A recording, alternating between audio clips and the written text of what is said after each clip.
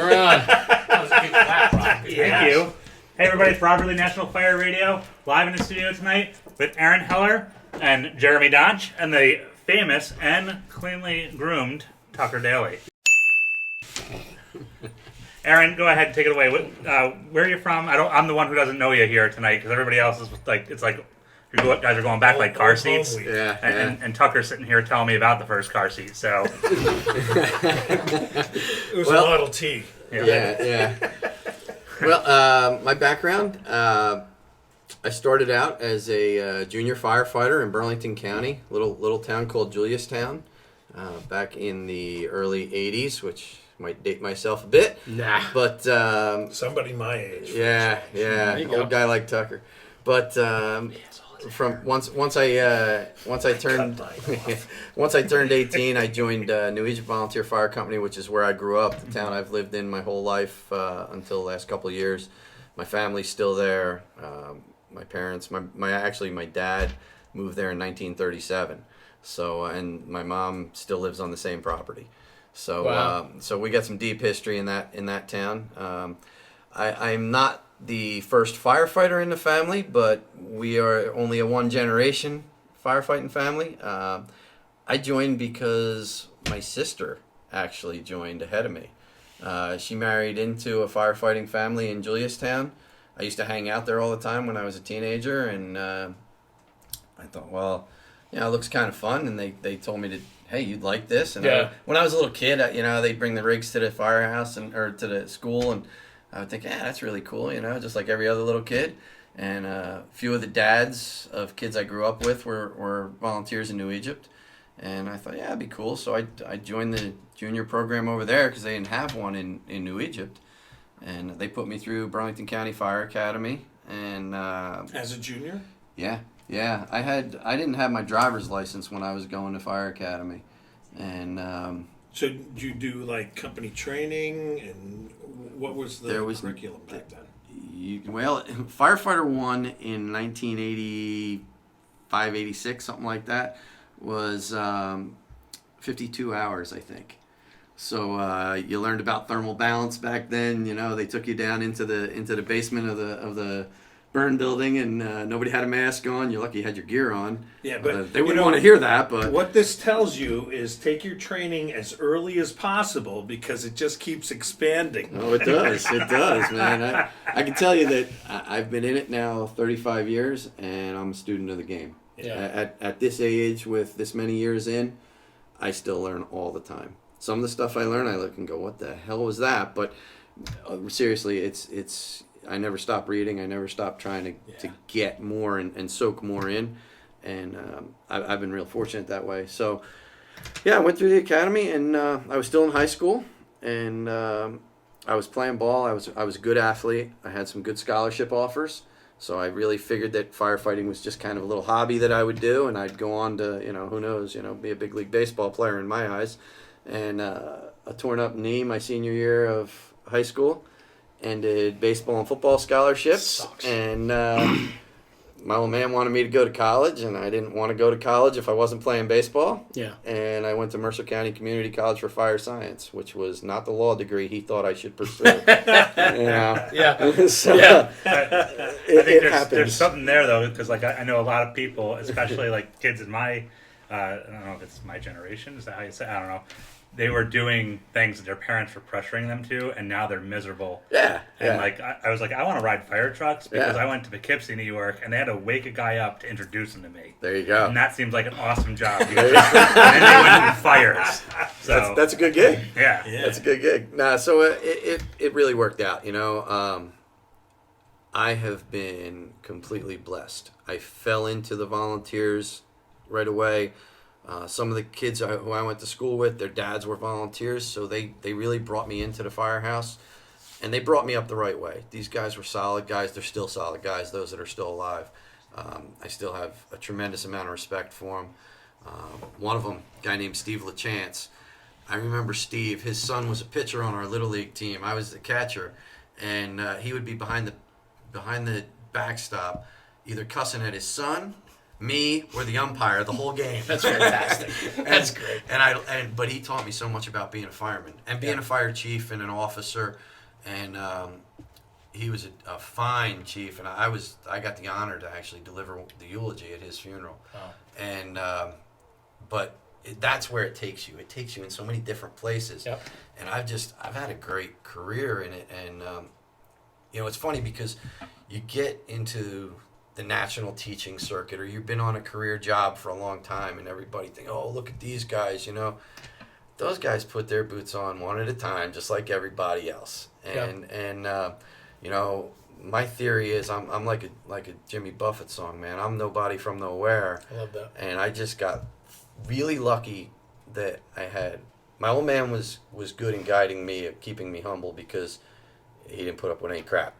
Like, no crap. And every time I pulled it, I found out.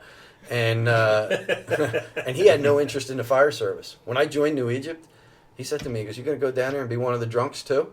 Yeah. Because they didn't have a great reputation. They were great firemen, but they were hardcore drinking. Yeah. Back, 60s, 70s, Sure. they were. But they were great firemen and awesome guys, and they were the salt of the earth in the town, and they did great. And so I was blessed, and see, I'm a huge believer that you do not forget where you came from. Excellent. And I've taken that my whole career. I had a guy on Twitter not long ago start trolling me pretty good, and I've known this guy for 25, 30 years probably. Right. And I don't know his story. I know his story, but I don't know what his problem was. Right. But he tried portraying that I was out there saying I was somebody I wasn't, basically. Oh, not all of us are big city firemen. We only work in certain places, and I know my place. And I thought, bro, I'm the last guy to say I'm a big city fireman. Right. I grew up in a little town. Mm-hmm. Back then, I think there was 3,000 people in that town. Today, there's maybe 8,000. When I joined New Egypt Fire Company, we ran 89 runs a year. Now, we would go to 15 or 20 fires, which was cool back then. Sure. Right. But Sure. so now I don't know how many runs they do Every now. alarm was a real fire. Yeah, there was a lot more of it. Yeah. Mm-hmm. But so it does. It goes back to that nobody from nowhere. We all started somewhere, And for me, I started in two really, really small towns. Anywhere I go, anytime I have to put my bio out there for somewhere I'm teaching or if I'm speaking somewhere, that's where I came from. And that's the cool part about it. Yeah, I'm a huge believer in that. I mean, we do the same thing here. I've had people say, this guy keeps talking about a job. He's a volunteer. Yep, I am. Still a job. Yeah, and that's fine. Yeah. I don't care. You want to make distinction, that's fine. I don't make a distinction between one or the other. But Fire's fire. But Doesn't here's matter whether you're paid or volunteer. But here's the thing. You're absolutely right. It doesn't burn any differently. Yeah. And It's all about your team. Yep. It's being authentic. It's being who you are. Yeah, and you don't forget, and you cannot forget where you come from. And the guys that do often lose the big message of what we're here and why we're here. Yeah. And those aren't the guys that are portraying the right message. And those aren't the guys that are typically leading and pointing the next guy in the right direction. So I agree with you, Aaron. I agree 100% about, remembering your roots and so on. And I think that's important because, when we do this, we ask for the bio of our guests, Sure. and then, and so on. And so I sat back I'm looking at the clock right now, 8 minutes, and I didn't say a peep. And that's incredible. That's a new record. That is incredible. But I'm sitting back because You should note that. you said something. You said something a little bit earlier that you said we're these guys, whether big name, small name, you put your boots on the same way every single day. Yeah. And it's funny because we just talked about this with Steve Jason, who's in the studio last week with us, about sometimes I get a little bit of starstruck. And Aaron, you're a name in the business, and we're going to get into all that. And you've been around a long time, and you have a lot of good friends, and you keep good company. And I think that's important, and that goes to reputation and the type of brother you are. And so, I'm sitting here a little bit starstruck tonight just to have you here because, it sounds silly, but the thing is that, this National Fire Radio platform is new. And to have guys with national recognition or worldwide recognition to be willing to sit down with us is huge. And I think that's partly because we are authentic and we follow the same path that maybe you have along the way of just admitting where we come from and who we are. And this is why we're doing it for the love of the job. So, I thank you for being here tonight. Why don't we hop into maybe the career side of things? So you did New Egypt. You were a retired chief or volunteer chief, right? You've done it all there, right? Or an Yeah. ex-chief, Yeah. Tucker. Ex-New Jersey. I made chief. They don't make them pass. I made chief way too young. Yeah. they just, it was weird. There was a gap in that I guess that there was a leadership vacuum going on at the time. Yep. And it was either going to be a very older guy as chief, and I had been a captain and an assistant really young, and they said, hey, why don't you run for chief? And I was too dumb to know better not to. And How old were you when you ran for chief? I was elected, I had just turned 24 years old. Okay, all right. Holy crap. I was chief at 27 and I thought I was young. Yeah, I was young, You were. young and I dumb, was. and really, really over my head. Yeah. And I get it. but guys like the guy that I told you about, Steve LaChance. I mean, he stayed by my side. He says, "I'll be your deputy." Yep. And he could have been the chief, but there were some rumblings about not really wanting him. He had been a chief, Yeah. and he was a hard ass chief. And a lot of that group didn't want to have to deal with that again. I guess they figured, well, if we put this young guy in, Right. we'll just kick his ass Yeah, down the yeah, street, yeah, you know? yeah, yeah. And Yeah. so it was cool, though. But so I did that. I was going to Mercer County Community College because, again, I figured I better go to college and do something because that's what the old man wanted me to do. And God rest his soul, he was a huge proponent of education.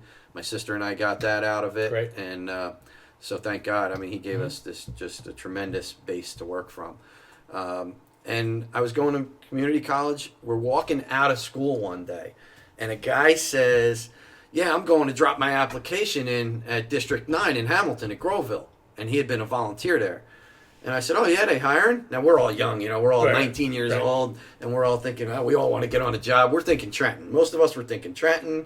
Some of us were thinking FDNY. Some of us were saying, hey, Camden burns like crazy. Let's go down there.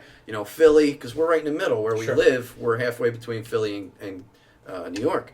So he's talking about it. So a bunch of us are listening and thinking, well, why not? So it was 1989. I dropped off my application to the old Groveville Fire Station at 200 Main Street. And now, after that, they moved out of there. But me and a bunch of guys, we all dropped off applications. We took their test. It was before civil service was in Hamilton. Right. And it was a brutal test. Some of the people listening may know the guy. His name's Jeff Gore, retired chief out of Trenton, was a commissioner. He wrote the test for them, and he ran it for us. And Jeff now works he retired out of Trenton, works at Texas A&M. Talk about solid brother. Yeah. Oh my gosh, I learned a ton from that guy. And Awesome. just home run guy.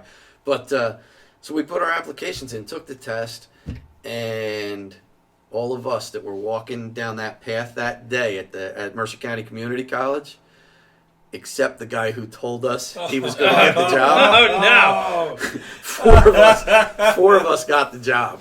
And, I juiced him, huh? and he ended up getting on the job. What, did he become a cop? No. He's a good dude, but he wouldn't have been a good cop. Yeah. But yeah, so he ended up, he got the job after somebody else retired. But so we all got on, and I was 20 years old, got on a career job. And back then, Hamilton, it was as big as it is today. It wasn't as populated. Hamilton's 40 square miles. They say, I think the census tells you it's 92,000 people. Oh. My guess is, if you count all the people who aren't reporting on the census, and there's probably well over 100 would be my guess. It's a big place, and but it wasn't a huge busy place back then. And our job was to be, literally, the four of us that got hired were paid drivers. That's what we were called. We weren't paid firefighters. We weren't career anything. You were paid drivers, and your job was to drive the second due piece, because the senior paid driver that was already on, he drove the first due piece. And you had to wait for the volunteers to come, and you'd sit there and wait and wait. And Did you have a minimum to roll?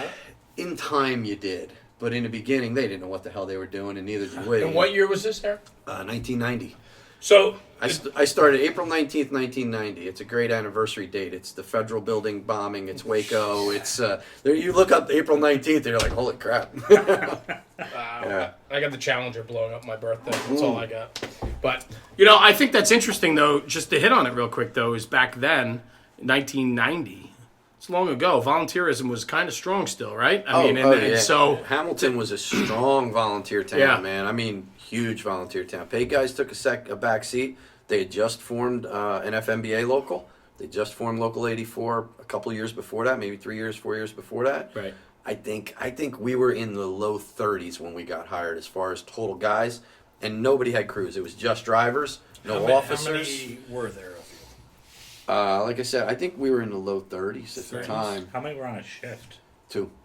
Okay. And a lot of firehouses only had 1. They just had a driver, and the rest were volunteers.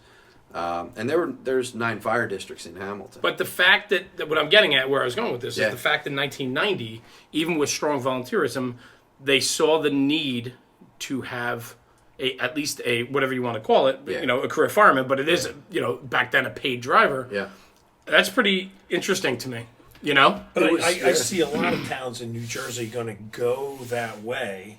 I don't know. In the I don't know future. what's going to Listen, happen. a lot of Because towns, you need to get a need to, but vehicle doesn't on mean the they're. road. A lot of towns need to, but doesn't necessarily mean they're willing to swallow Yeah. the pride to do it. Aaron, do you That's think my that point. Yeah. Yeah, like when you got hired, was there a volunteer chief who was your boss? There or was. there a, Yeah. there do you was. think it makes a difference? Because I've heard this. A very smart gentleman who I'm friends with, Dan Nichols, always says that like you watch these departments form up with career staff, and he always preaches about having a paid administrator before you put the career guys on, because he said it puts the cart before the horse. It's Do you think it would have helped, or do you think it's just like you got to kind of go on it with the situation? I really think it depends on who the volunteer chief is.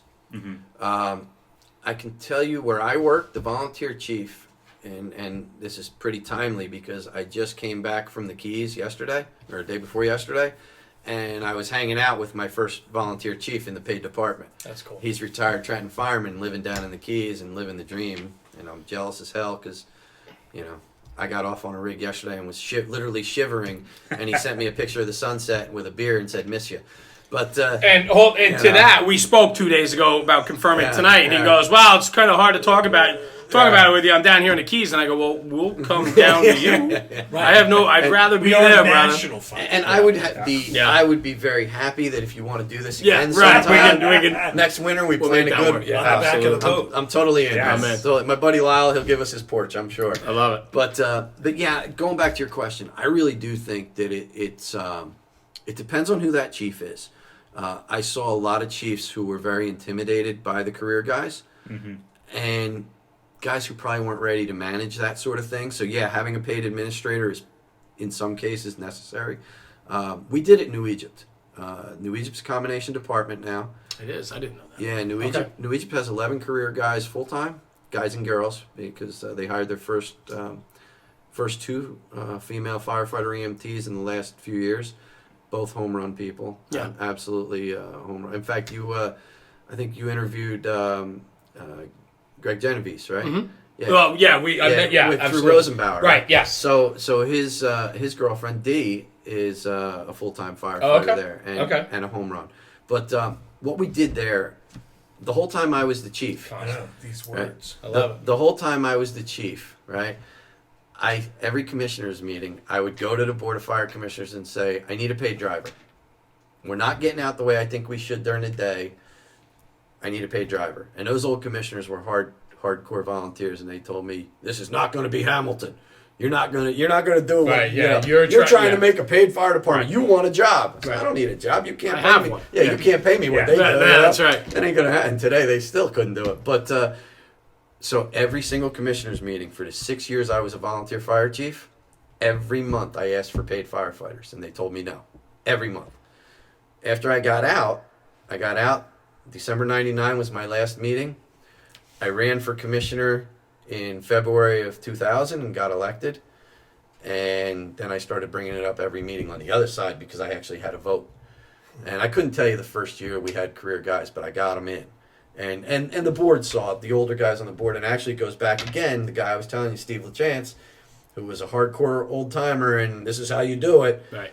admitted to me, because you know what, we got to do this because the rigs aren't getting on the road like they should in a timely manner. So this was probably maybe 03, 04, I don't know, somewhere in there. And so we started, and we actually hired our volunteer fire chief at the time. We called him a career fire captain. We hired 2 guys, he and another firefighter. And it was hard because we cherry-picked from the company. So we kind of robbed some really good volunteer officers. But you wouldn't get nearly the pushback from the volunteers if you were going to hire from within. That's right. Yeah, that's That's a right. smart move. And they already knew the system. Right. Yeah. They weren't going to come in and go all hell bound for, and really cause trouble. They were great people. So the first career, he was a captain.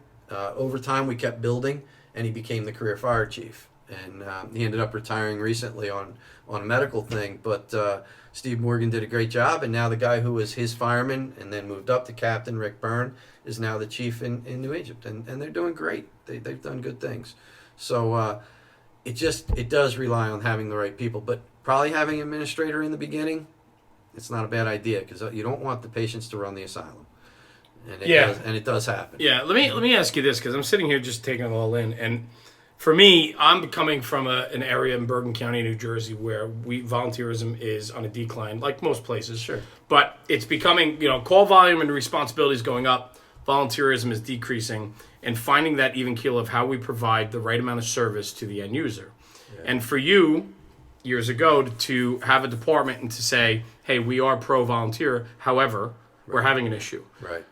Was there pushback? Not just commissioners, but like the volunteer side, and so on. Because what I find to be an interesting conversation is when a lot of the pushback becomes unfounded when you can actually sit down and talk about facts and figures and the actual situation at hand. Yeah. And when we're under servicing our customer, we're not providing the right service that they require or expect, then something has to be addressed. But we're our own worst enemy when it comes to that, and I think we've never talked about this before on this platform, and so I'm excited that we're starting to talk about this a little bit, because I think a lot of people love to bury their heads in the sand, and we always say, oh, it's going to happen when somebody dies or something happens, but you know what? But people died, right? And that's my point. That's the thing. It's kind of like, it happened, and they're like, right. Well, anyway, today's a new day. I think it's I think for it's, us. Yeah. I just think it's really interesting, but I also find what's becoming a little difficult too, in a way, is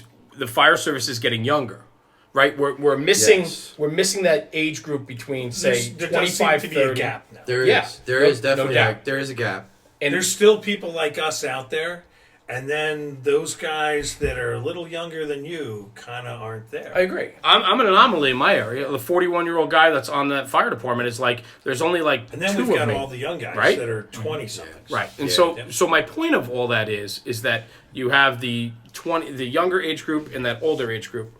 The middle age group typically is the age group that admits there's a problem and tries to find the solution. Right. The younger age group and the older age group, younger is still enjoying running, and they don't have the big picture a lot of times at hand, where the older group says we can't change this place and make any changes like that because we're a volunteer organization. And then that middle group that typically is the ones that say like, hey, we're having an issue, we need to address this, we need to start thinking about the future. Yeah.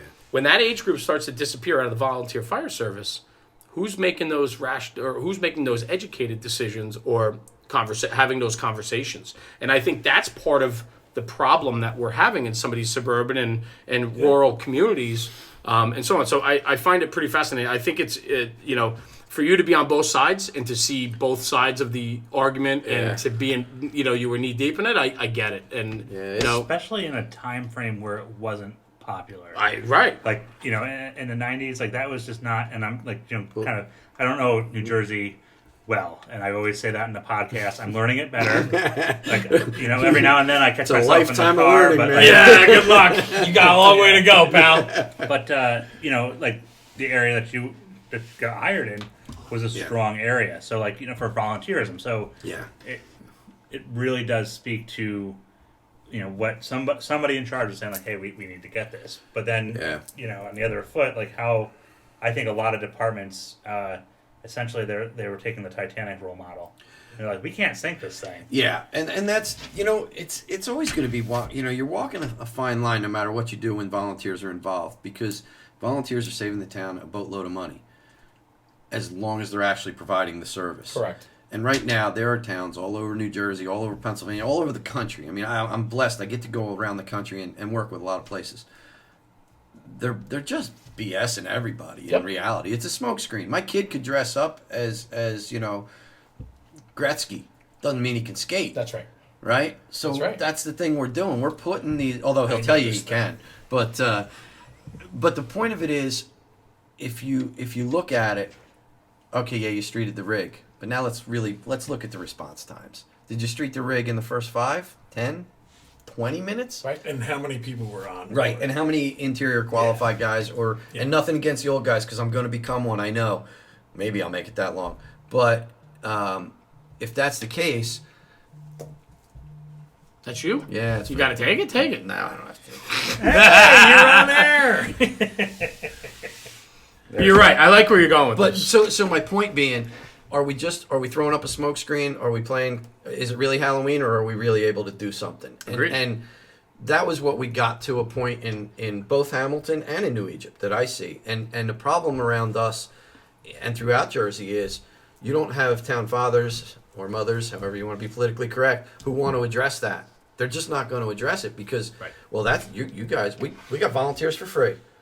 Yeah. Okay, and it's nothing against them. And there are some tremendous volunteer fire departments still to this day that Without are a doubt. kicking ass, taking That's names, and it's absolutely not about paid versus volunteer, because I tell this at all the classes I've taught all over the place. I have crawled down some really bad places with some tremendous volunteer firemen who might be better than some of the guys I've worked with in my career, and vice versa. Right. So we were talking about earlier, the fire don't care, neither do I. If you're a volunteer and you're good at your job, home run, right? And just to hit on that too, Aaron, is like, I don't know how I want to put this. Like, I don't know. I lost my train of thought. Because Bobby Eckert said it here, like because he bought it, or I don't know how he came into the conversation with him on the podcast, but he said, like, one of the things he tells volunteers when he's teaching is that you have access to your equipment whenever you have free time. Yeah. Whereas him in Camden, if he's not working, he's true. not, Yeah, it's in the absolutely true. firehouse. And I think that there are volunteer agencies that lose track of that. Here's a good point with that, and just because thinking about it, guys will say, our department, we run 5,000 runs on this rig. Okay, you run 5,000 runs on that rig, cool. I work at 24/72. My rig runs, this year I think we're going to do 1,400 or so runs on our rig, right? Mm-hmm. And we've gone to some fires this year, and we've gone to some good wrecks. I mean, we've done our share of work, but I work at 24/72. Now, if you factor in my vacation time, you factor in overtimes, whatever, say I work a quarter of those runs, right? So I just took in 300, 350, right? I didn't make 1,000 runs, 1,500. My rig did. Right. My house did. I didn't. So you get a lot of these guys on social media, and that's a whole nother, we could talk hours on that. Mm-hmm. But you get some of these guys on social media preaching, yeah, I'm in this house, and we run this, and we run that. Bro, you don't run that. I know volunteer firemen in a lot of busy firehouses that are taking in more work than I am. Right. Because they live at the firehouse, they got nothing else going. Especially the young guys who don't have kids and 3 jobs and a significant other, busting their chops to be home and do things, right? So anybody that says, "Oh, he's a paid guy, so he must know it all," or he does, that's a bunch of bullshit. Yeah. It really is, and it's and the guys who are portraying that on the national scene, another smokescreen. There's, and that's kind of, I got my train of thought back where I wanted to go with this. You were talking about the town fathers, and I'll bring this forward to relate to what we're talking about now. But you talked about the town fathers, and you were talking about how they're happy with the free service that the volunteers provide, and yet we know on the back end that maybe that service being provided is not as good as it should be. Right. I think what's important, though, too, and where a lot of the fault lays is that the town fathers might not know because we're not educating them, because we don't want to educate them. Absolutely. And I think that has to go to bring it fast forward to what you're talking about right now, a couple minutes later in the conversation here, is that, the same thing goes. You want to talk about social media, you want to talk about getting it out there, you want to talk about how good you are, how great your company is, this and that. You're right. There's so much smoke out there. And I think what we harp on here, too, is, not everybody's authentic and not everybody's transparent. And so, the end user, the customer, and I say this, we have a lot of younger firefighters that follow our page and digest our content. Everybody, and we've talked about this on the training side and to talk about it on the brotherhood and firehouse side too, is you have to determine for yourself what's right and wrong. You have to take what you see and digest it.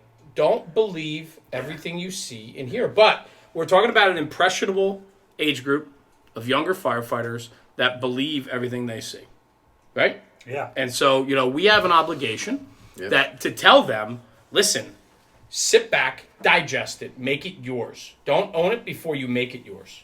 And that's hugely important. And I don't think that's discussed enough, and not just in the fire service, but in life in general. That's those are life lessons, but that's incredibly important. So there's no vetting now. right, Listen, anybody can create a web page. Anybody can create a Facebook page.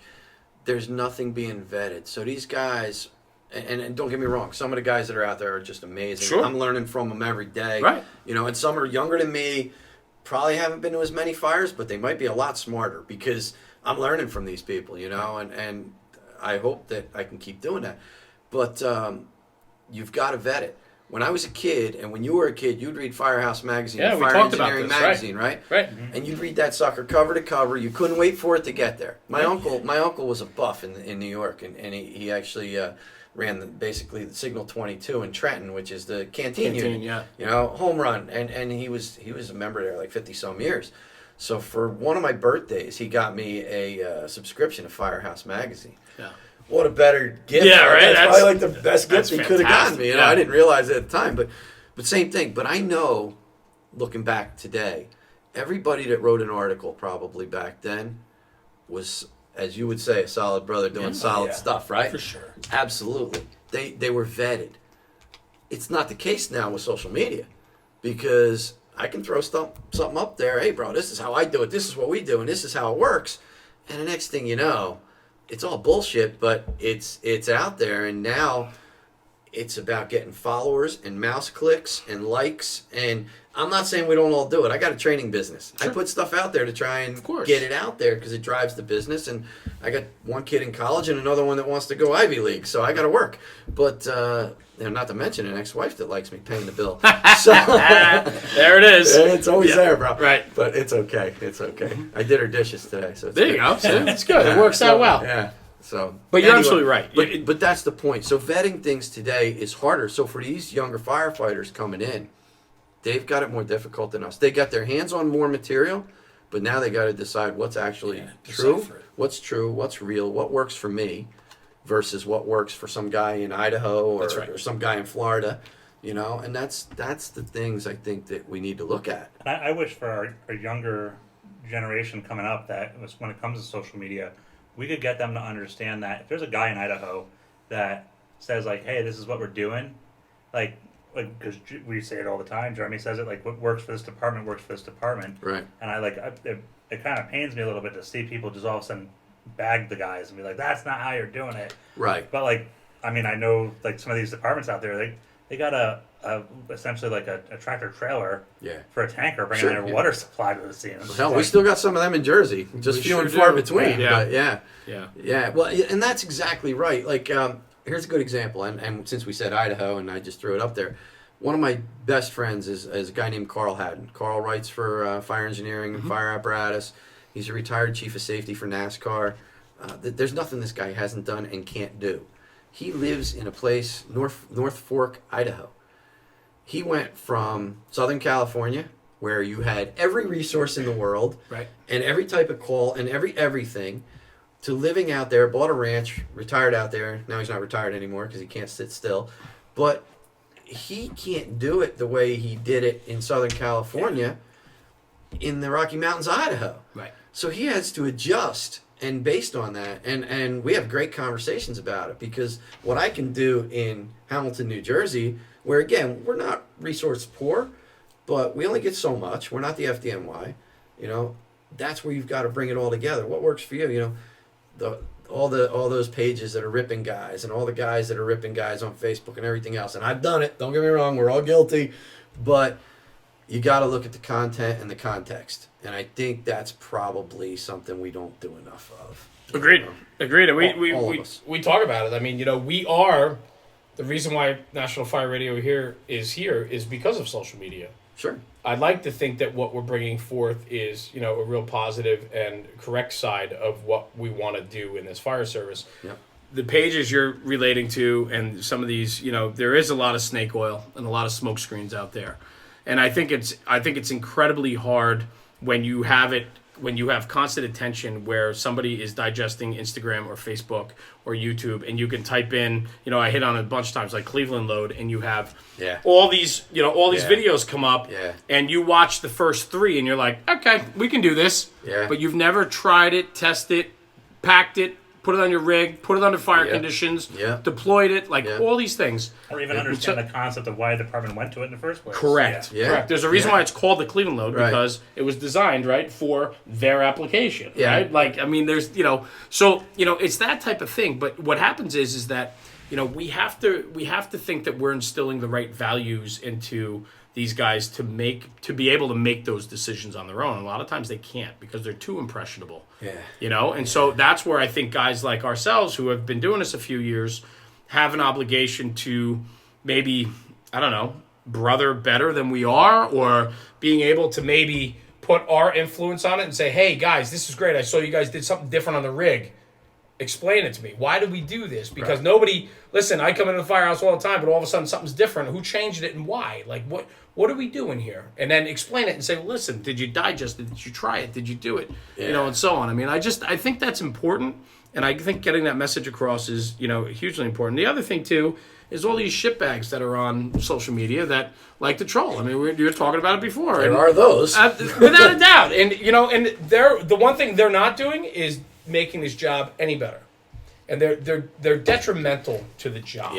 A lot of those guys, and they're all out there. Listen, I don't care who you are, they'll troll you. Well, of course. Listen, look. Here's a good example, and it's not about name dropping, but we talked before we went on. Yeah, right. I've been really, really blessed. When I was young, I was smart enough to keep my mouth shut. Most people didn't believe that, but around the right people, I was smart enough to keep my mouth shut, right? Right. So, the old man always told me, you got one mouth and 2 ears, figure them out. That's good. Right? I like that. So I've been hearing that a lot lately. I know one of my probies is watching. there you go. But so I still am completely blessed by the people that I met at a young age. And these guys mentored me and showed me the way. And I didn't know that they were going to be superstars in the fire service. Right. But as a mid-20s to late 20s guy, I got to hang out with these guys, and we talked about it. I got to hang out up here in Wyckoff with Champ. Right. And not just, everybody, Mike Ciampa, oh my gosh, and Champ is that good. Yeah. But I got to hang out with Johnny Ciampa. Yep, and, sure. And Nick. Dear friend. They're all families, good friends. Exactly. Absolutely. So, I got to learn from these guys when I was a lot younger. Right. And, you get to talk to a guy like Ray McCormick, and again, it's not about name dropping. We just run in the right circles and been told, I said, nobody from nowhere blessed to be with a guy like that, right?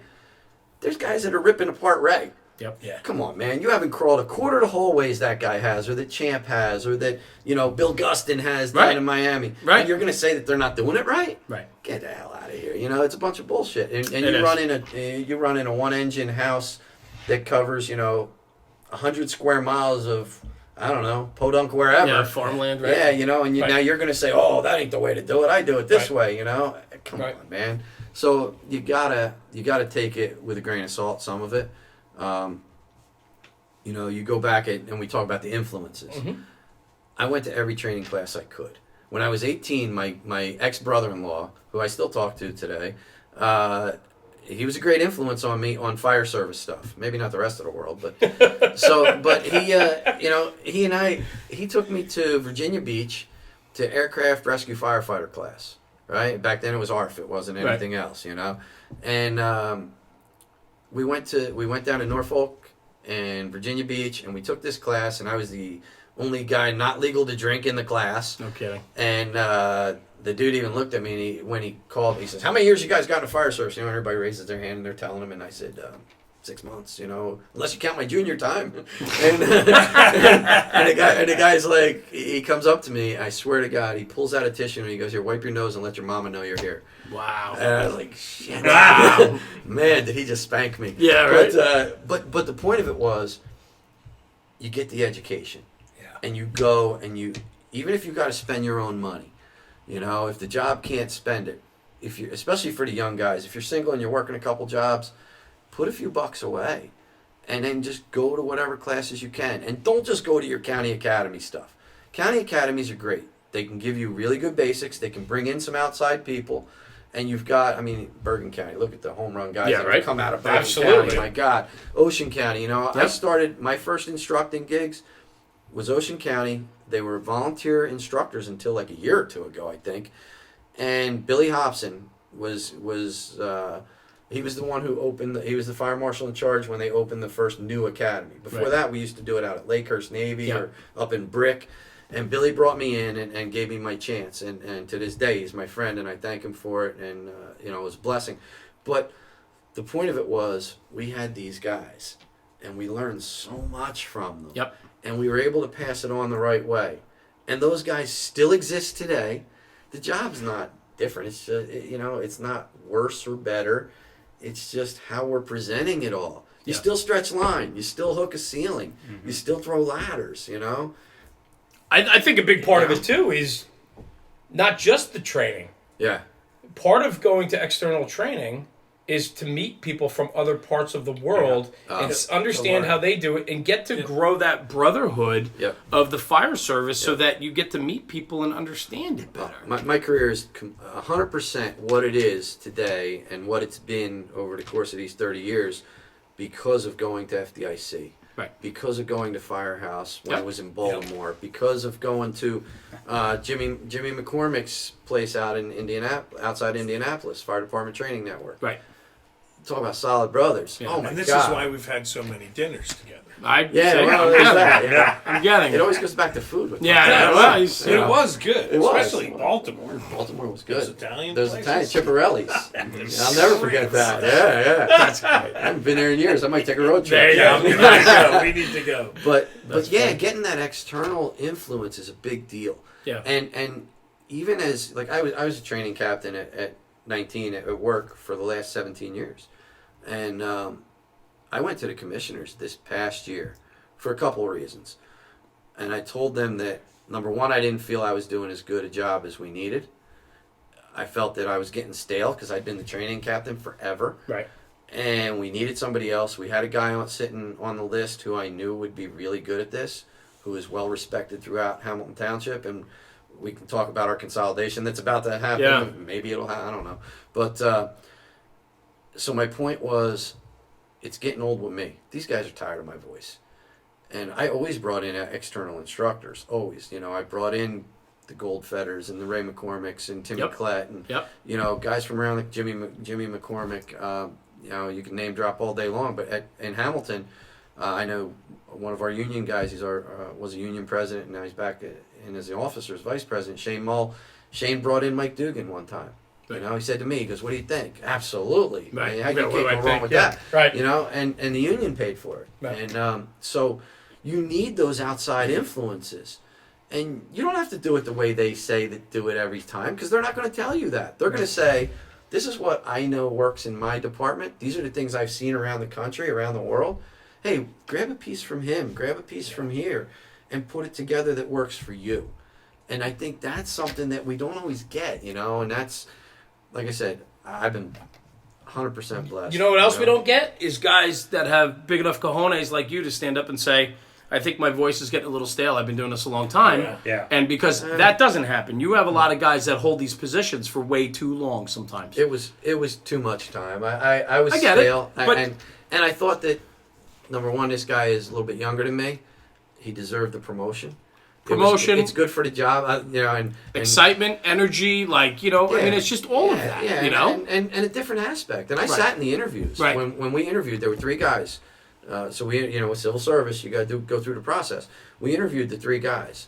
Any one of those guys could have been the next training captain in that department. No question about it. They all gave really pertinent answers. They made me think about, shit, why didn't I do that? Yeah.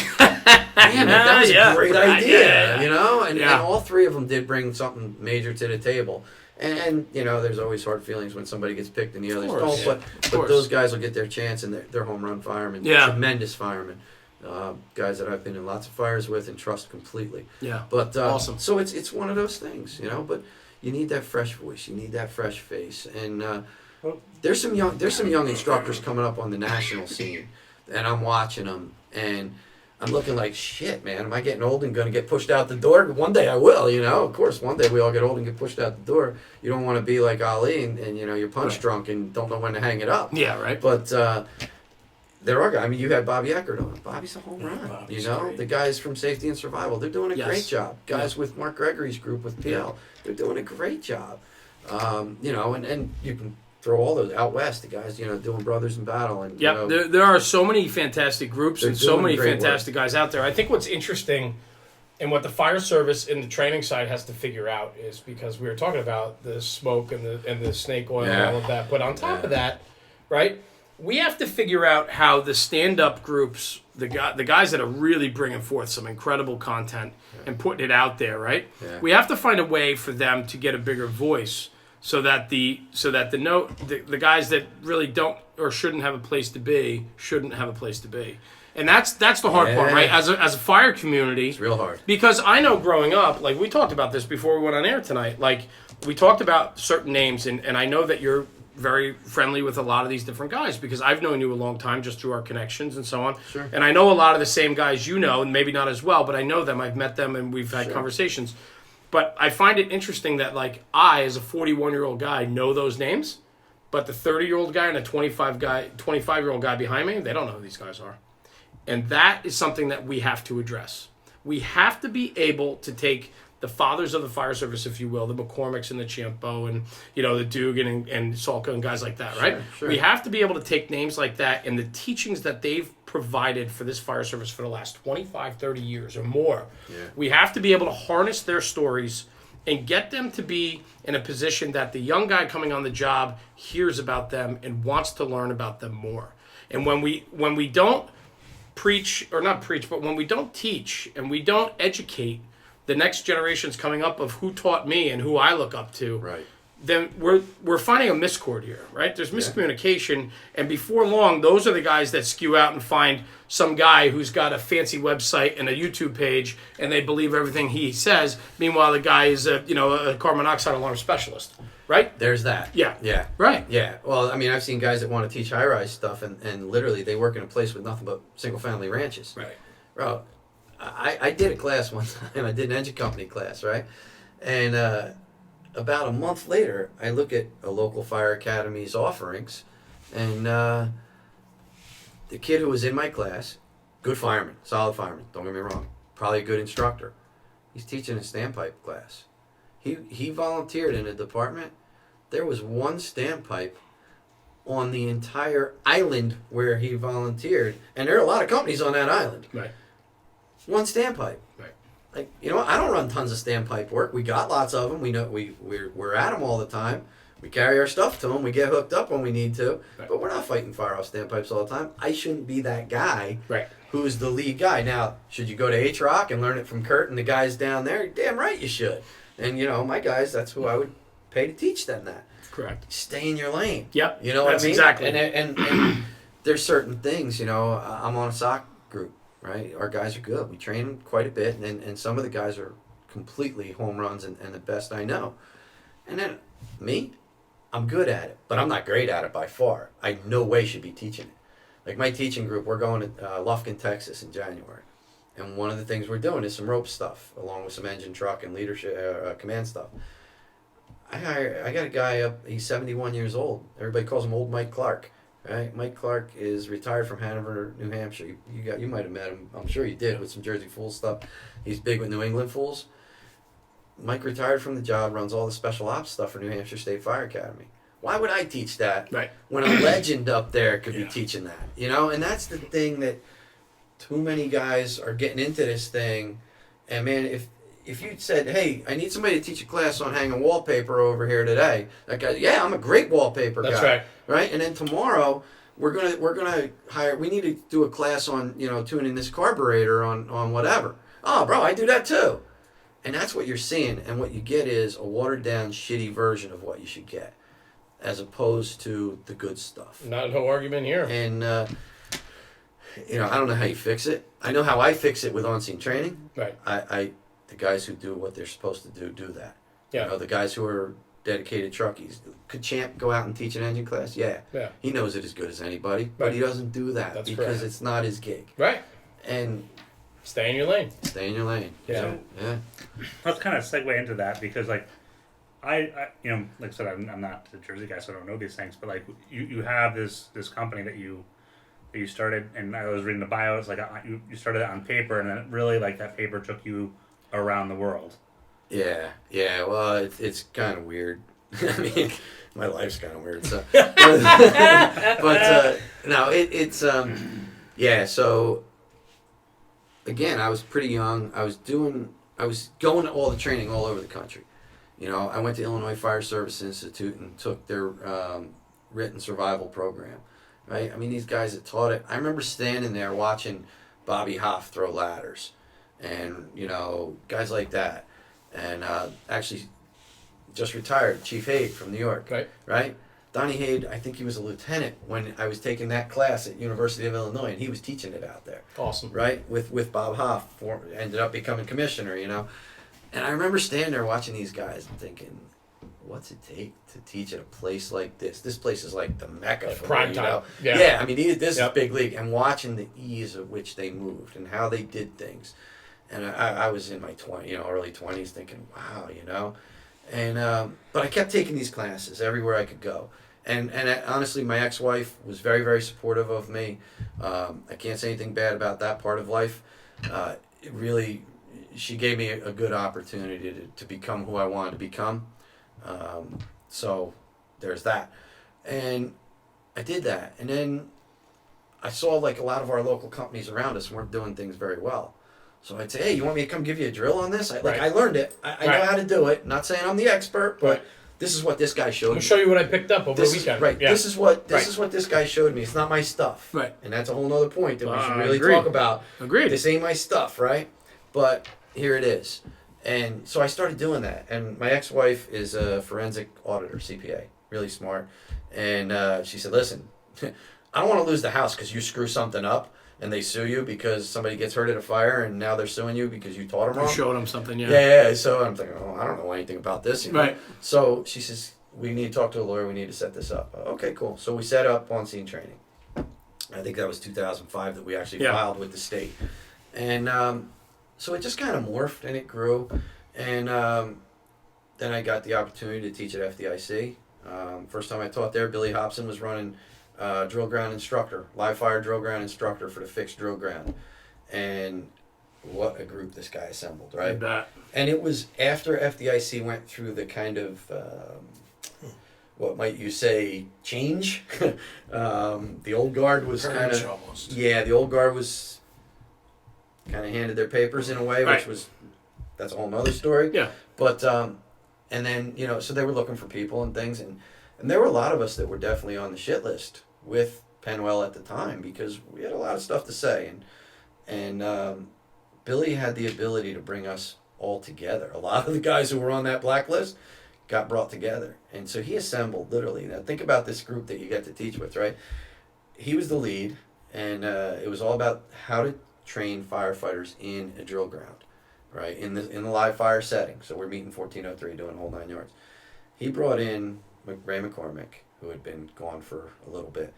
He brought me in. He brought Art Bloomer in.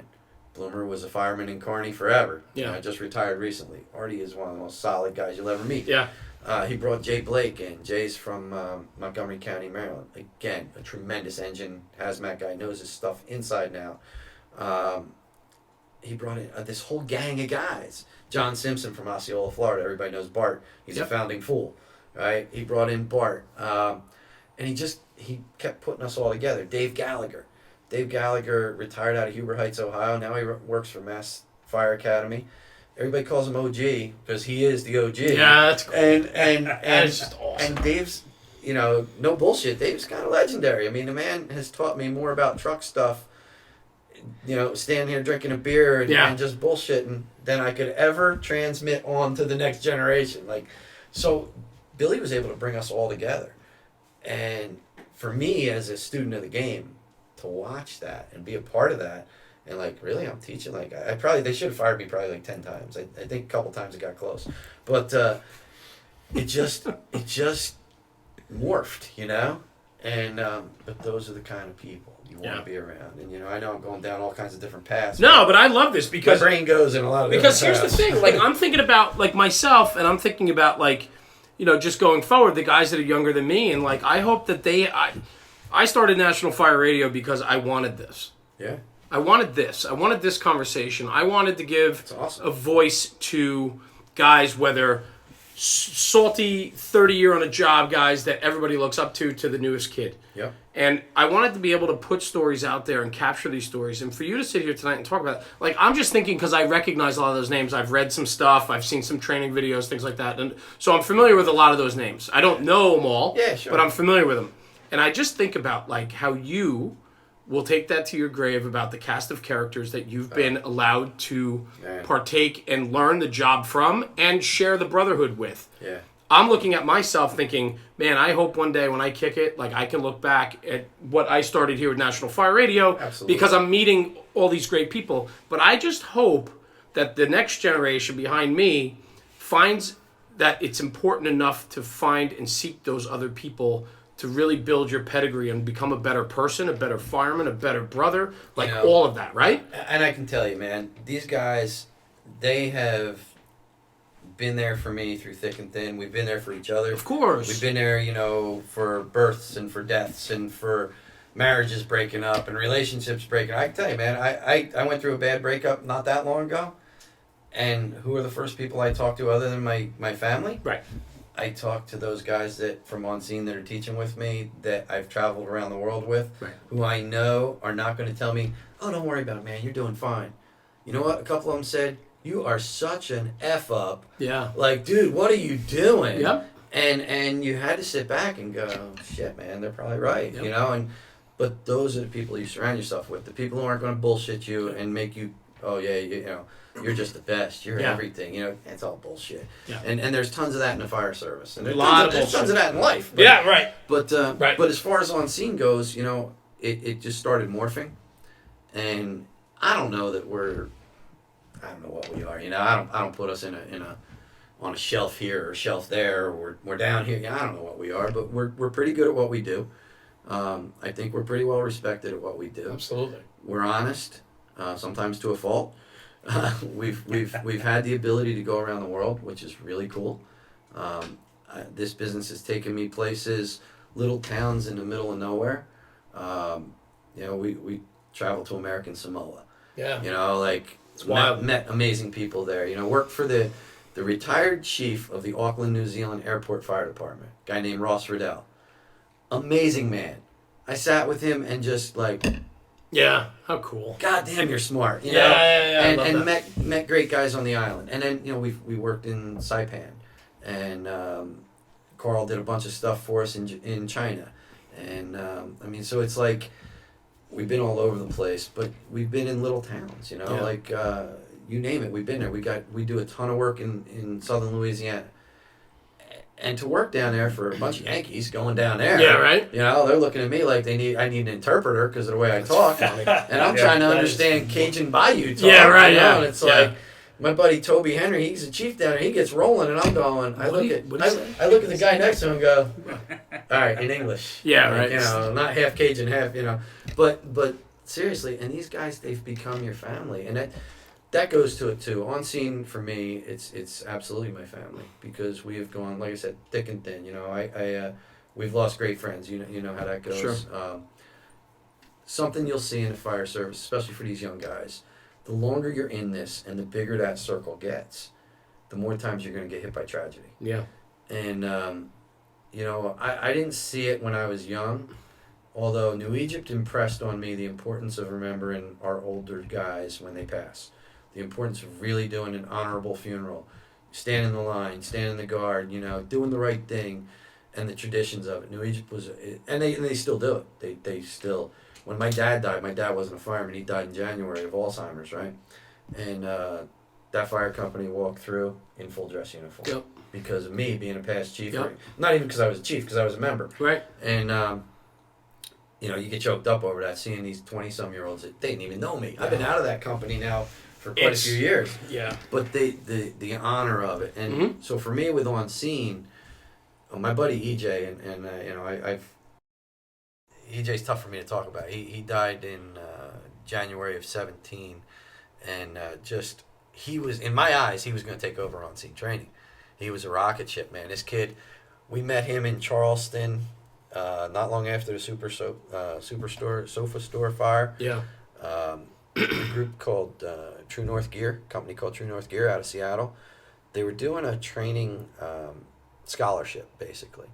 And they said, we want to give back to the fire service. A guy named Steve Missiano is the president there, or vice president. And Steve's just nothing to do with the fire service other than in the business of selling to it. And one of the kindest, nicest people I've ever met in my life. And he says, I want to give back. We can do something for the job. And so Charleston applied for that scholarship. Yeah. And Steve said, listen, I want to do it with on scene only. I'm not hiring some other training group anywhere in the country that somebody needs training that we can help pay for. I'm going to pay you to go do it. So we were working for, really for not much. We weren't making money, but it wasn't about just, that. Oh, yeah. It was just, and for us, we got to be together. We got to travel around the country, and we were together. And our wives didn't kill us for it at the time, Yeah. So it was a good deal. And we went to Charleston, and it was heavy. It was heavy. One of the guys that I made sure we took was Kevin Maloney. Kevin's a retired district chief in Worcester. So when you're going to go somewhere and teach where they just had this tremendous tragedy, That's right. you got to think about that. Absolutely. So Kevin, I thought that he was my buffer, so to speak. He could tell me how not to screw it up because I'm Jersey, I'm brash. I get it. Sometimes I say shit I shouldn't say, and but I know Kevin's mild mannered and smart, and kick me under the table type thing. So anyway, we did the training. It was to this day, it's probably the most meaningful training I've ever done in my life. Sure. We trained their entire department. It was when Chief Carr had taken over. Again, just a gentleman, and I'm blessed that I got to meet that man and sit in his office. And what an incredible experience! I can't even imagine the emotional roller coaster that you all had to go through while you were there. It was. They put us up in a house on the beach. But so EJ, getting back to it, EJ was this young fireman, cocky, mouthy, little pain in the ass. I love it. Oh my God, just a pain in the ass. But he would ask. Bart Simpson says there's only one dumb question in the fire service, and everybody goes, "Oh, the one not asked." And Bart goes, "No, bullshit. It's can I buy you another beer?" Yeah, it's a dumb question, right? That's awesome. I like that. So EJ would ask question upon question, and you're like, "God damn, dude, land the plane." Right. But after that, we all became friends, and then when I said we would teach in certain places, he'd be like, "Hey," he was young and kind of. I guess he was divorced at that time, so he could go where he wanted, when he wanted. And he's like, hey, can I come with you guys just to hang out and, be a part of it and learn? Well, within a very short time, he was teaching with us because he was that smart. Yeah, I get it. This guy, he was a dedicated and very, very heavily medaled Army vet, hardest hit unit in Iraq. I mean, this guy had seen it all. And he was the rock star. And he was teaching. He was on a teaching circle with Bobby Halton. Okay. He and Bobby were doing leadership classes, just starting to do leadership classes together. He did one called They Fought for Each Other, and it was just amazing. And he equated the military to the fire service, right? Which is, you can't get any better, right? No, right. So he was killed in 17, and, it's still, literally yesterday, we have a group text with all the on-scene guys, and I put on there, like, man, having a hard time about EJ today, a little bastard, and that was it. But this is what it is. EJ's line was, when we would teach, he would say, we started out here as, a bunch of firemen, and we're leaving here as family. And it's true. Yeah. And that's been the philosophy of on scene forever. I just didn't kind of know it until EJ said it. And it's true. We stay friends with these people. It's not, is it a business? Yeah. If you looked at my bank account, you would see that it's certainly not for the money. And I can tell you, I'm telling you, it's one of the many reasons that I'm not married, probably. But it's a family like no other. Without a doubt. And the students get that from us, I hope. Yep. And we get it from the students. We've lived through some. When EJ died, here's a good example. When EJ died, he was buried in Erie, Pennsylvania. That's where he's from. I was in American Samoa teaching. Carl and I were over there, so I couldn't make the Erie funeral. Guys from Lufkin, Texas, and Hudson, Texas, jumped in a van and drove all the way from Texas to Erie, Pennsylvania, with their honor guard stuff to stand the guard for EJ. Oh, wow. That's the kind of influence to me, it's like, holy shit. You know, did On Scene cause that? I don't know, but if we can bring the brotherhood as much as How to Stretch a Line, we've already accomplished Without a doubt. You know, Without a doubt. And so Yes. it does. There's times where I'm like, man, I should stop doing this. It's beating the shit out of me. I'm not gonna stop until I'm probably dead. Yeah. And You still have a message to share, and you still have minds to craft. Oh, I mean, you know, Even in that, though, I mean, I listening to the stories and the training and stuff is one of the things I always try to impress on people is like when you're passing knowledge along, you don't know what that influence that you have in that day where you're positive in somebody's world is going to change. You're right. So in the back of my mind, I'm thinking like, all right, this guy has been around pretty much everywhere. I'm sure if he puts tax up on a map, it's going to be covered and it's going to be quite colorful. But like, how many people has your company shaped? How many, you know, and on top of that, like, my hope is that the ones we shaped went on and shaped a bunch more. Right. You know? Right. And Train the that's, trainer. yeah. Yeah, it's like it's like when you send guys to FDIC, and that's exactly it, man. You send guys to FDIC, you can't afford to send your whole department. So you send 2 or 3. So they got the message from these amazing guys, and then they came back and they were able to share it. So the message that I had, or the message that, you know, a Lee Hollins had, or a Bill Gustin had, these guys who are way head and shoulders above me, that they shared just got out to another 30 Yep. or another 100 or Yeah. another, you know. So that's what it should be. Not all the training groups are that way. But that's why this is But bigger that's than what it us. should be. It This is. It's that's- just like what you're doing. It's so right, big. and go ahead, Yeah, Rob. even before, just Yeah. because I think that was one thing I actually wrote down. It's not about the money, and I think that's a huge distinction when it comes to training, especially in the fire service. There's a cost of doing business, and everybody agrees with it. But like, if you're out there to make a profit on this, and to like, you know, to essentially be the next too big to fail The guys fire will training see, company, the guys will see through you. yeah.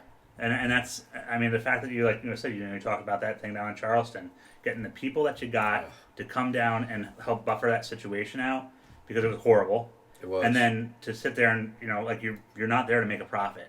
No, we And- probably and lost our asses, but we drank a lot of beer and taught a lot of firemen and ate some damn fine barbecue. And shared Yeah. a lot of stories. and you know what's crazy is that, And helped in the healing process, too. without a doubt, I, think mean, so. that's what Yeah. it's. But that's Yeah. part it of what the is. brotherhood's about. It is. You're right, man. You know? It is. And that, you know, another great guy. And again, you know, like I kind of feel like a dick saying, all these names, but you get a guy like, I don't know if you guys know Steve Gillespie. I know the name. I don't know Steve, him, but I know. Steve retired at FDNY. You know, many years, did his time, ended up as a lieutenant. But after 9/11, he was a senior man at Squad 41.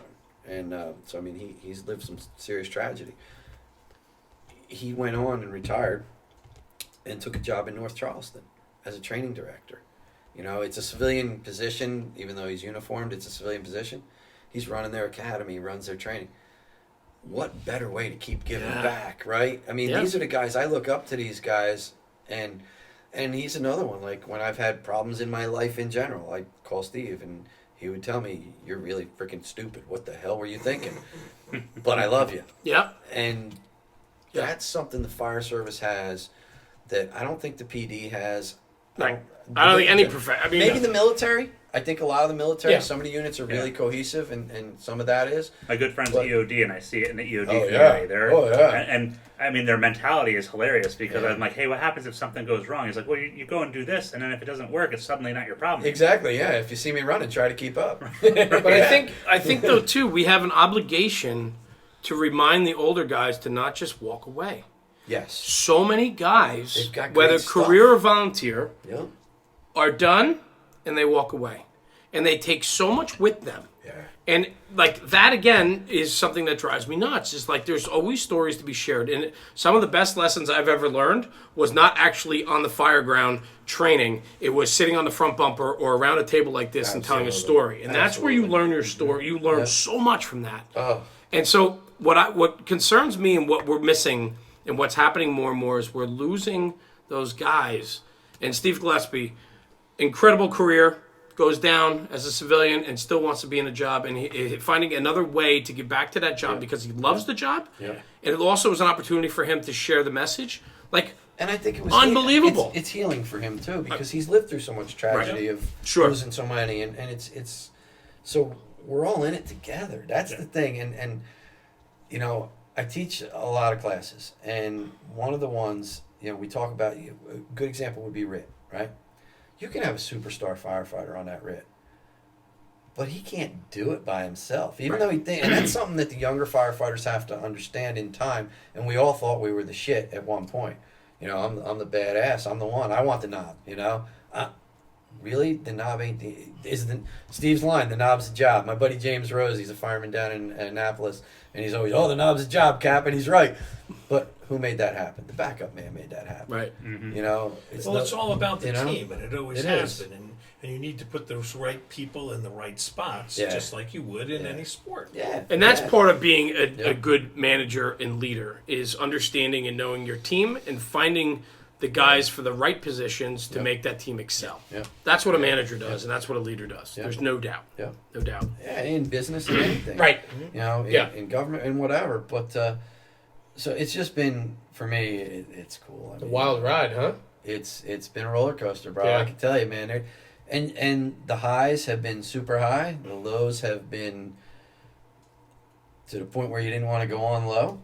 And I can tell you that, you know, firefighter suicide's a big thing now, and PTSD is a big thing. And I have my opinions on both. Sure. I have my opinions on people writing about it. Sure.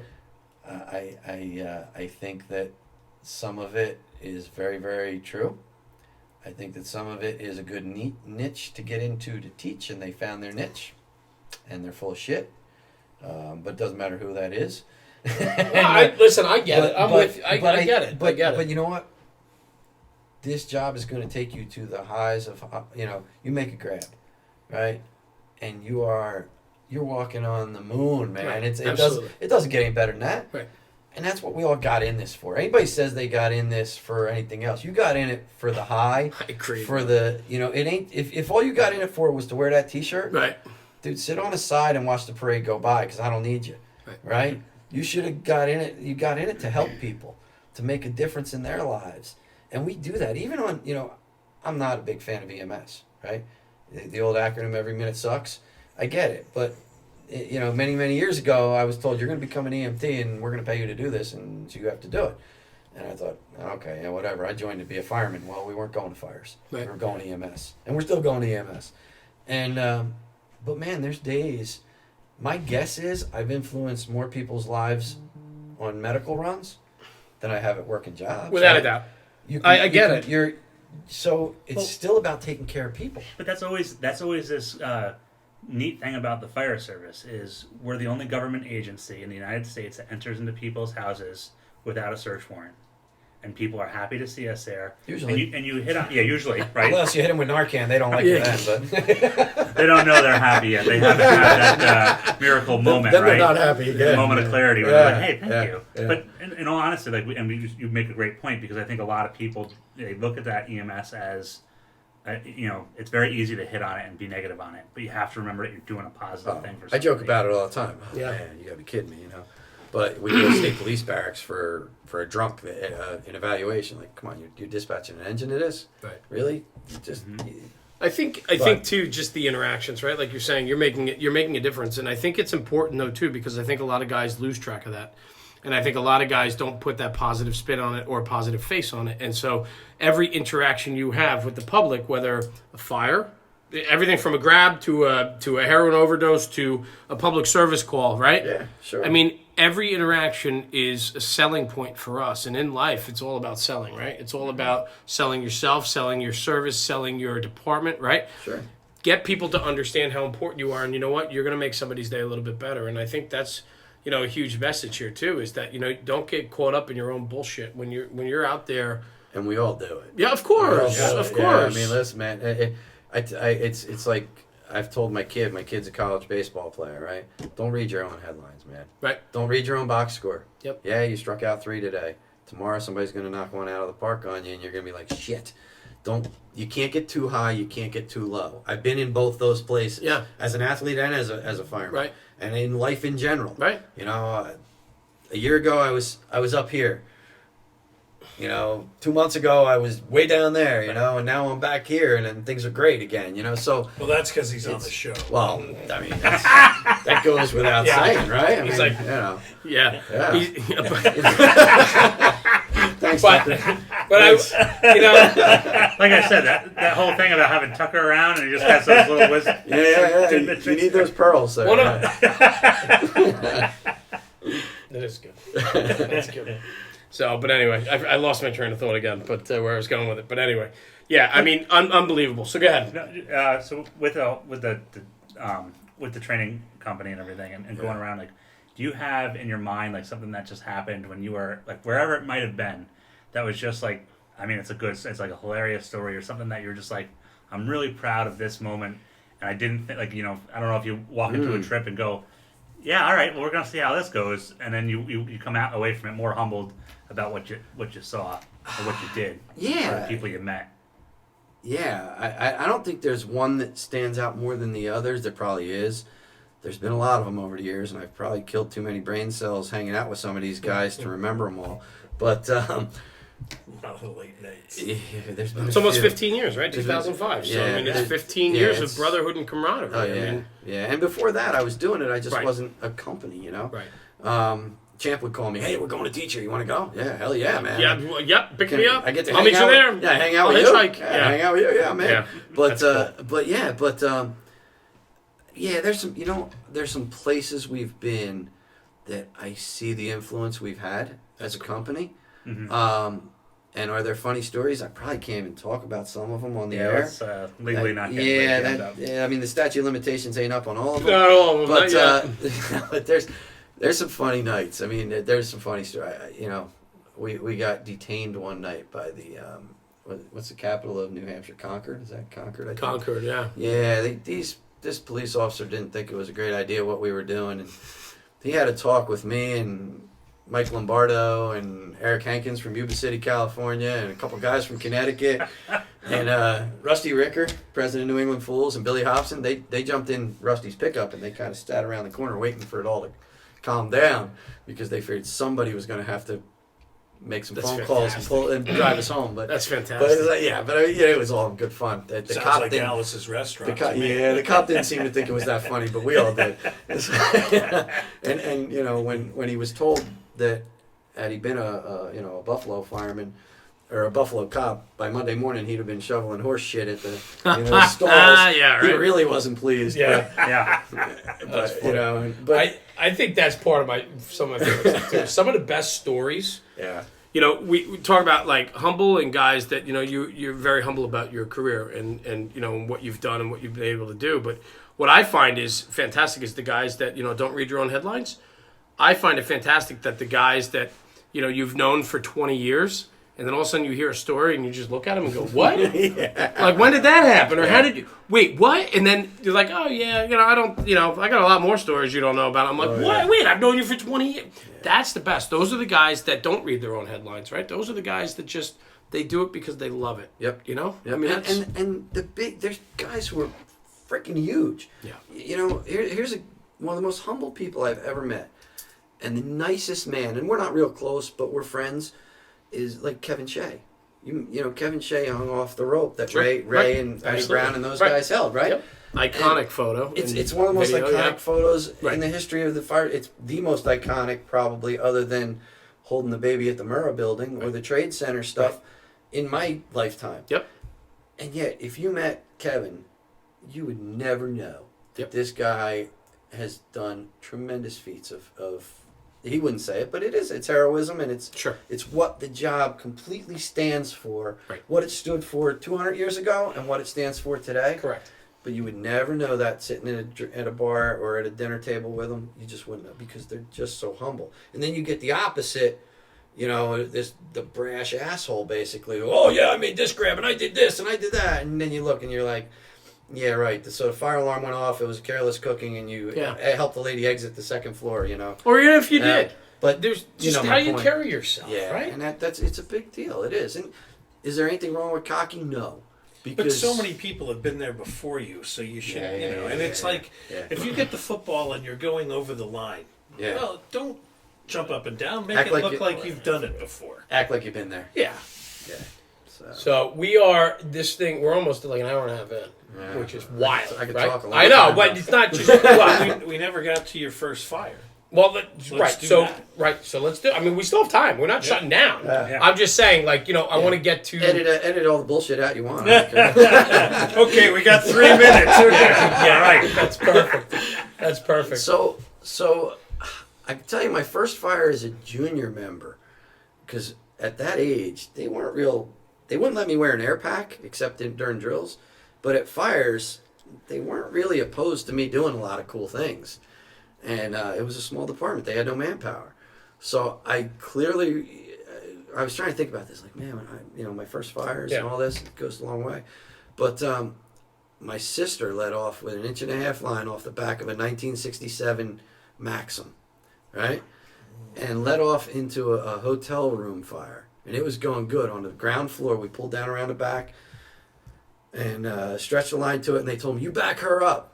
And I'm like, oh, okay, man. I was like 14 or 15, hip boots, right. long coat. Sure. Fireball gloves. I don't. We had fireball gloves, but these were leather fire gloves. They were just like brittle, and you couldn't feel it. Yeah. They were for some dude that probably was 6'3". Yeah. And Massive hands. Bunch of bananas. Yeah, an old Philly helmet. Yeah. And you took it off the rig. You didn't have your own gear. Right. You unhooked it from clips in the jump seat area to rig, right? So we're stretching in, and she's got the nozzle, and her and my ex-brother-in-law's brother, they're knocking down a fire, and they're like, feed us the hose in the door. Get in the door and feed them a hose. I'm like, okay, I don't know any better, and I'm laying on my stomach, and it's that old thing, you're so low on the floor that you're sucking the nails out of the floorboards. Oh yeah. Yeah, and the eyes are watering, and I'd never been in a fire. I didn't know what it was like. I thought I was going to freaking die, Trying to stick my head back out like this, and oh, what a train wreck I was, That's awesome. But and I thought to this day I can picture it and think, damn, man, my sister did a good job. She stretched that line in there, and like, she was not a big girl. She was not somebody you'd think of, this tough firefighter, right? But that was the reason that I joined the fire service. So that's kind of my first one like that that I can. That really experience recall. had to give you a hook, man. Oh yeah. Oh, after Like, that was done. I was totally Yeah. done. And I remember we were all at a family picnic over there, and I was wearing like a tank top and a pair of the old OP shorts. and Short corduroy ones. I exactly. I know, Exactly. man. And, I and, know. there's that gap right here Yeah. where the hip boots didn't Yep. cover. And I'm Yeah. like, oh shit, that's getting hot, But now there's been a couple good fires that if we got just a minute or two. Yeah, let's reset real quick, Rob. We're just real quick. We Yeah, just yeah, gotta yeah. reset the camera. Yeah. You want? So Anyway, we're back. So, all right. So, Help Sebby out. I can clap, man. So anyway, we were talking about some fires, right? We're just doing a little shop talk, and so on. So, talked about your first job, which is pretty cool, man. Gives you the hook. Yeah, Right? I was hooked. Yeah, that was it. It's in your once it's in your blood, it's in. That's what it is. So now, fast forward, right, through your volunteer career, through your career now. You're a captain. Yeah. You guys are going through some interesting changes in your district. We don't need to get into all of it, but there's separate departments or separate companies nine separate fire districts in Hamilton Township that go back about 1 million years. The lines didn't make sense. None of it makes sense. And typical old school Northeast. This is how we've always done it. This is why we've always done it. And not saying that we do things badly, but we do things badly at times. And we have great firemen. We really do. And we've got some great officers. And we're equipment rich for the most part. But we're not streamlined. We don't do it as well as we could do it. We're not even close to doing as well as we could do it. Right. And we as firemen know that. Right. Those 9 boards of fire commissioners did not want to face that. Not even close. And so the cool thing about that is the union actually made the push, which unions don't tend to make pushes when you're making good money and you got to When things are good. Yeah. And Right. most of us were making good money and it's fairly comfortable, but we filed the petitions with the town to get rid of the fire districts and become a department, whether it be a fire district or a municipal department. That's not our decision, that's the town's, but we wanted out of this 9-district situation. And it was hell. And our union was very, very split. We're an FMBA local. We're a strong FMBA local. And, I it's kind of crazy. I come from a libertarian family. and was vice president of the officers local. Yeah. Yeah, thank God my dad didn't realize it at the time. But if you look at it, what we're doing is we're in the process now. We're going to become a municipal fire department. That is what the town has decided. We don't know when it's going to happen. We're in the middle of politics. It's what it is. Yeah. But it's going to be good, and it's going to suck for a while. There's going to be big bumps in the road. There's going to be problems. But this is combination, right? I mean, this is. It is combination, but there's they'll tell you that we got all these gazillion volunteers. My guess, real numbers, we probably have 20 or 30 throughout the whole town. Yeah, 9 districts. In 9 districts. I mean, my district, we just got a volunteer yesterday. He's the son of one of our retired guys. And the only reason he's volunteering is because he's taking the civil service testing to get on. Right. And he'll tell you that. He doesn't care about volunteering. He's good, good kid. But Do you guys get any extra points? They do. Volunteers do get some points, I think, still with civil service. I don't know the whole story, but guys smarter than me figure that stuff out. But it's just, it's going to be really good. I hope I get to stay through it. Well, how many years do you have on the line now? I'm finishing my 29th. Wow. Yeah. So I'm old. But I got hired young. So that's what I tell them. You sure 20, right? You said? What's that? 20? You got hired at 20. I got hired at 20. I had just turned, I was just 6 months into being 20. So, or I had a really bad paper route, and that's why I look like this. But it's... That's what happens when you put them in the storm drains. Shit happens, man. That's right. That's right. But yeah, so it's I want to stay. I really, really want to stay. Myself and one other guy are the 2 most senior captains on the job. Actually, I think there's a guy retiring at the end of this year. So if I'm not mistaken, it puts me and Captain Merzda, I think, the 2 most senior guys on the job completely.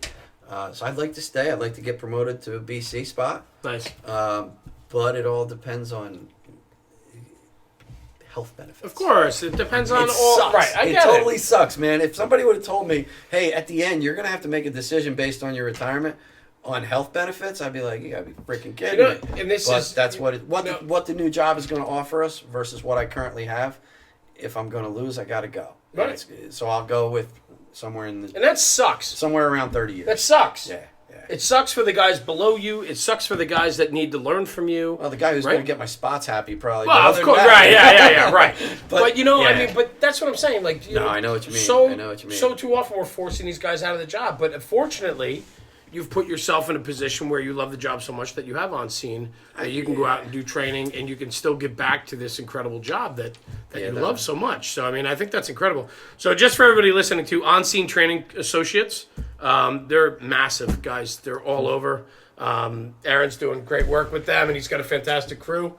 FDIC, are you guys going to be down there? You got guys there? Oh, Are you there? Yeah, I'm the lead on the commercial fire ground operations hot class. Nice. So it's a 4-hour hot class. Get signed up for it because it will fill. Last year we filled 4 buses.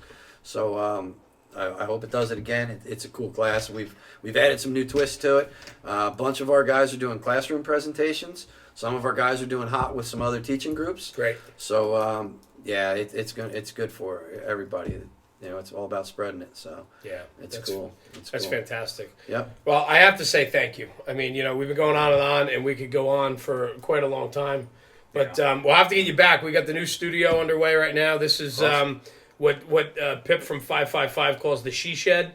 So we're coming to you live from the she shed. But that's a Northeast thing on a commercial line that's running on TV right now. I don't know if it's nationwide, but anyway. Anyway, I can't thank you enough. I mean, it was a complete honor to have you here tonight. And I know when the camera turns off, we always keep going and share some cheer and some brotherhood. But I thank you for sharing your story. And I know there's so much more that we could talk about. But, I think the moral of my story is it goes back to nobody from nowhere. Just because you're a member of a little volunteer department doesn't mean you can do some impressive stuff in your career over the course of the long haul. Don't think just because you're not from Philly or Boston or New York or LA that you don't have something to add to it, because most of the guys that aren't still have a lot of stuff to add. And I'm just, I'm lucky.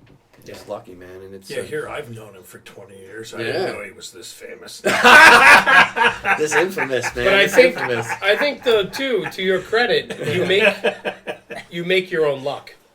To a degree, you do. You do. You just gotta surround yourself with good people. Yeah. Good people and do the right thing. I've been blessed by good people, and the fools, honestly.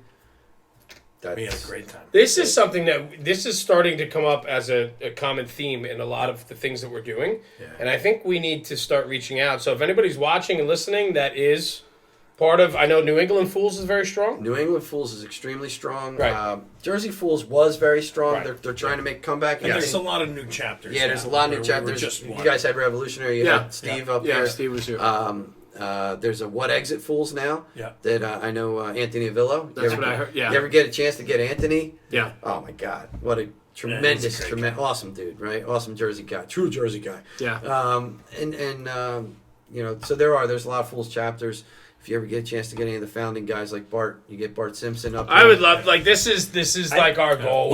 You guys, Wally. yeah, you guys make a run down to Florida, honestly, Oh, yeah. and get a chance to go down there and just meet up with those guys. Yes. Home run. I think it's kind of neat with the Fool stuff because you hit on it about like the Northeast and how we're You're amazing.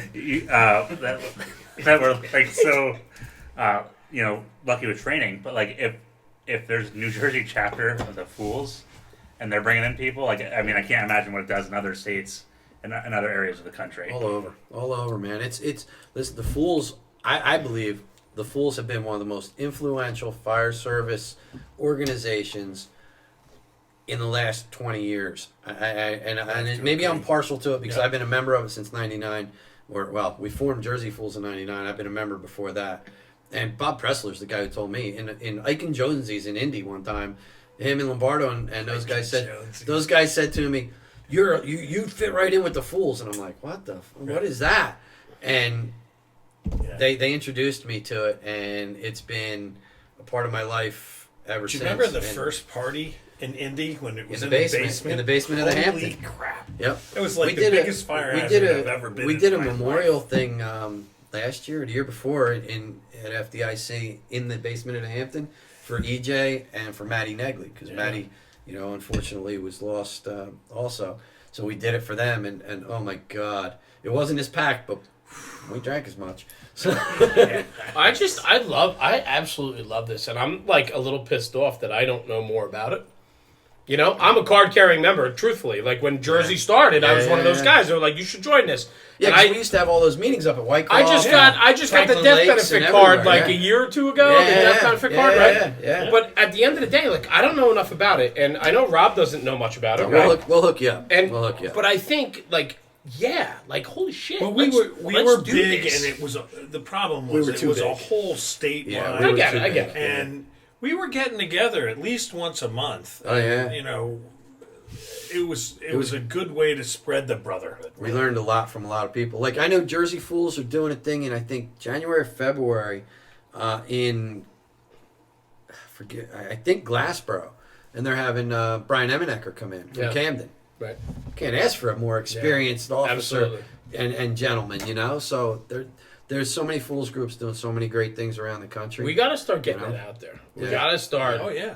I mean, that to me is the epitome of what we're doing here. I mean, that encompasses the brotherhood, the training, the stand-up guys, the solid brothers. I mean, all of that. I mean, that's just awesome. We'll grab Lewis, John. John was the first president of Jersey Fools. And I talked to him in Nashville. He said he'd be happy to do this. And his brother, of course. Well, we got a lot of legwork to do here, Tucker. You guys got a lot of stuff. You got a lot of stuff to be doing. We got your earbuds. You're growing. Yeah, trying. That's why I got them. But listen, Aaron, thank you, brother. I can't thank you enough for Thank being you for here. having me. Just your story alone was awesome, and I have to tell you, I sat here tonight and thoroughly enjoyed listening to you. And And he usually doesn't always listen, That's where you're wrong. I listen all the time. I just talk over the people talking. But It's a Jersey thing. it is, That's right? what we do. We talk with our hands a little what we bit, do. But anyway, listen, what a great night. Rob, take us out. Aaron, thank you. Thank you again. Thanks for having me. Appreciate it. Yeah. Appreciate it. Aaron, thanks for coming. Appreciate it a lot. Wait. Taylor ham or pork roll? I know up here you guys don't understand it, but in reality it's pork roll. It's not. Taylor. All right, everybody. It's Fire Radio. Thanks for joining us. Aaron Keller from Hamilton Fire and on-scene training. We'll catch you guys next one. Have a safe holiday, and thanks for this is our last one in the studio. Last one, new studio, January. So we'll see you next year. Have a good one. Take care, guys. All right.